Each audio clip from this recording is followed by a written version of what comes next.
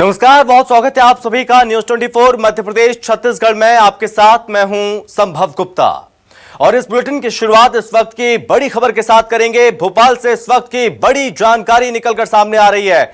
BJP दफ्तर पहुंचे हैं केंद्रीय गृह मंत्री अमित शाह और इस बीच आपको बता दें कि प्रदेश बीजेपी नेताओं के साथ बड़ी बैठक होने जा रही है।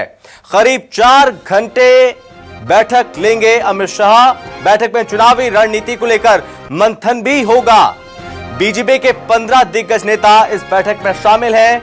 ये नेता बैठक में मौजूद हैं। अमित शाह, भूपेंद्र यादव, अश्विनी वैष्णव, शिवराज सिंह चौहान, वीडी शर्मा, शिव प्रकाश मुरलीधर राव, अजय जामवाल, हितानंद शर्मा, फग्गन सिंह कुलस्ते, नरेंद्र सिंह तोमर, ज्योतिरादित्य सिंधिया, प्रहलाद पटेल, कैलाश विजयवर्गीय, नरोत्तम मिश्रा जैसे तमाम बड़े 15 नेता इसमें शामिल हैं। और किसी बड़े नेता को प्रदेश चुनाव अभियान समिति की जिम्मेदारी दी जा सकती है। और यह बैठक हो रही है मध्य प्रदेश में। बड़े नेताओं को चुनाव में बड़ी जिम्मेदारी मिल सकती है, अलग अलग जिम्मेदारी दी जाएंगी। समन्वय के साथ मिशन 23 में जुटने की भी जिम्मेदारी अमित शाह के माध्यम से दी जाने वाली है।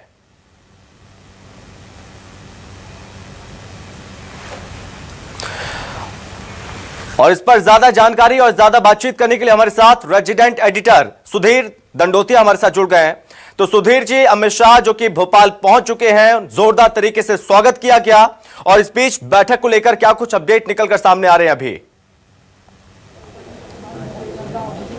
देखिए संभव, बिल्कुल बैठक शुरू हो चुकी है और अपने तय समय से 1 घंटा देरी से अमित शाह पहुंचे हैं। स्टेट हैंगर पर मुख्यमंत्री शिवराज सिंह चौहान के साथ बीजेपी प्रदेश अध्यक्ष वीडी शर्मा, केंद्रीय मंत्री ज्योतिरादित्य सिंधिया, गृह मंत्री नरोत्तम मिश्रा, नरेंद्र सिंह तोमर जो केंद्रीय मंत्री है और कैलाश विजयवर्गीय राष्ट्रीय महासचिव, इनके साथ में मंत्रिमंडल के सदस्यों ने उनका स्वागत किया था। उसके बाद सीधे अमित शाह बीजेपी प्रदेश कार्यालय पहुंचे हैं, जहाँ पर मैं फिलहाल मौजूद हूँ। और उनके साथ में जो मध्य प्रदेश के हाल ही में जो चुनाव को लेकर प्रभारी बनाए गए हैं केंद्रीय मंत्री भूपेंद्र यादव और अश्विनी वैष्णव, वो भी साथ में थे। आप देखें कि अमित शाह का जो कारकेट है वो बीजेपी प्रदेश कार्यालय के बाहर मौजूद है और अंदर नेताओं की जो बैठक है वो शुरू हो चुकी है।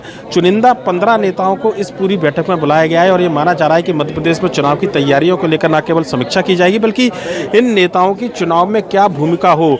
आने वाले समय में कहा जा रहा है कि मोदी कैबिनेट का रीसफल होना है। मध्य प्रदेश से क्या कुछ चेहरे शामिल किए जा सकते हैं, इसकी जानकारी भी इस बैठक में दी जा सकती है। अगर कुछ चेहरे ड्रॉप आउट किए जाएंगे तो उनको चुनाव के मद्देनजर किस संगठन में किस जिम्मेदारी के तहत उनको काम लिया जाएगा, इस बात की जानकारी भी इस बैठक में दी जा सकती है। एक और बड़ा एजेंडा अभी फिलहाल थोड़ी देर पहले सामने निकल कर आया है। इस पूरी बैठक के मद्देनजर पिछले दिनों जब प्रधानमंत्री नरेंद्र मोदी कार्यकर्ताओं के सम्मेलन में भोपाल पहुंचे थे तो उस समय यूसीसी को लेकर उन्होंने स्पष्ट कहा था कि एक देश में दो संविधान नहीं चलने चाहिए और एक ही परिवार के लोगों के लिए अलग अलग कानून नहीं होना चाहिए। लिहाजा मोदी के संदेश के बाद में केंद्रीय मंत्री अमित शाह के इस दौरे में चर्चा की जा रही है कि हो सकता है कि केंद्र सरकार के द्वारा कोई ड्राफ्ट को लेकर जो सुझाव राज्यों से मांगे गए थे उसको लेकर भी चर्चा आज बीजेपी के नेताओं से हो। मध्य प्रदेश की जो तैयारियां उसको लेकर चर्चा की जाए। हालांकि ये सरकारी विषय है और सरकार की ओर से जो नुमाइंदे हैं मुख्यमंत्री शिवराज सिंह चौहान और गृहमंत्री नरोत्तम मिश्रा, वो इस विषय पर अपनी बात को रख सकते हैं। पर लेकिन जो सबसे ज्यादा संभावना जताई जा रही है, क्योंकि एजेंडा जो है जो आखिरी वक्त तक मध्य प्रदेश के किसी भी नेता को नहीं बताया गया था कि इस बैठक का एजेंडा क्या है। लिहाजा उम्मीद इसी बात की जा रही है कि बैठक के अंदर मध्य प्रदेश के जो बड़े चेहरे हैं उनको चुनावी जिम्मेदारी के साथ साथ आने वाले समय में चुनाव की रणनीति किस तरीके से तैयार की जाए और किन मुद्दों के साथ में मध्य प्रदेश बीजेपी 2023 के चुनाव में जाएगी, इन तमाम बिंदुओं पर इस बैठक में चर्चा की जानी है। सुधीर, ये माना जा रहा है कि प्रदेश चुनाव अभियान समिति की जिम्मेदारी किसी बड़े नेता को दी जा सकती है। अगर हम बात करें फिरिस्त की, इसमें सबसे पहले कौन से नाम निकलकर सामने आते हैं कि इस नेता को ये जिम्मेदारी सौंपी जाएगी?